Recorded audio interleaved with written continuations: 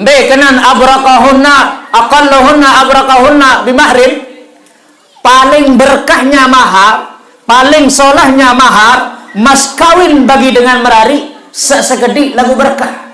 Kenan sekedi lagu berkah ibu. Dendek sesekedi lalu menantu menjadi DPR. Mun berlaku 3 juta, dia kena dengar tu.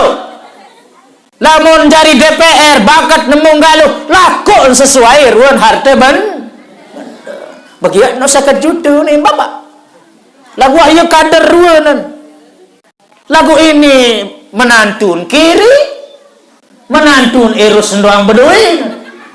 Mun telakuk 3,5 juta, mun diarak kepen 3,5 juta dan kemas mau wali, itu ndak boleh. Itu mempertahankan wali. Ya ampun, mas kawin mun cari tu balik, cari lauk masih ikut campur dengan toan pak. Lelah kemana aku ni? Dengan toan ikut campur mas kawin. Apa ni? Anak laku 50 gram. Mun dek laku 50 gram anak dek kabeh wadi. Ieu ni kancem anak kan. Mun ieu relem persekolahan. Pira nyembih sekolah lain aliyah 4 tahun, kuliah 4 tahun, S2 2 tahun, S3 setahun, SSSS. Mu andin sebulan nu di arah kepen menantun sakiri ni 3,5 juta seno 50 gram emas sebulan dia nak kawin batur. Mu sekek ton kolok kan balik meo ke cota kempak pasti nak saling jorot. Mu saya tanggung jawab penuh. Dek bani tiang tanggung jawab sajari kiai situ balik. Wah tembaraan meriak-riak tan sak solah, merini-rini tan sak bagus. Oh, selalu orang tua yang ikut campur. Katanya mereka tradisi. Katanya mereka adatnya. Lamun dia ikut campur dengan toa dia nesah uni. Mulai niki permintaan. Sak senina doang menantu anak tu doang tentu doang mas kawin. Atau itu sa dengan toa milu-milu ah. Hah? Dengan situasi.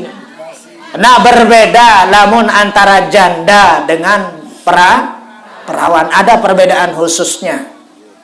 Lamun bebalu kaca sama si perawan arak tu beda. Nggih. Maka sebab niki hadirin jamaah jaga nilai ibadah masih santan perkara-perkara delik semama dan masih ibadah. Mu andai ma'ara entah pada kawin batur lae wang tagauli mau senina anak mundek mam pelunas hutan dek man pelunas mas kawin arwan tak bayar dengar. Ini 5 rupiah dek wabing ni sampai nani tu tampak. Lamun mas kawin dek buah tebing ibu sepeser pun kanggo nolak dek menusus lamun telaku si semama. Mai hari kemelet karena ni misal tengah malam kemelet karena ni selapu apa senuah tai keras doang. Munde buah tebing serupiah pun 5 rupiah serupiah sekek-sekek dek buah tebing. Kanggo menolak dia berdosi. Lagu-lagu mah tebing mana-mana 5 rupiah wajib hukum memberikan. Oh, wajib berikan. Dakan 1.000 rupiah uang tebing. Lagu lamun kosong sama sekali dan dek menusus lamun menolak. No, ibu bapak nggih paham.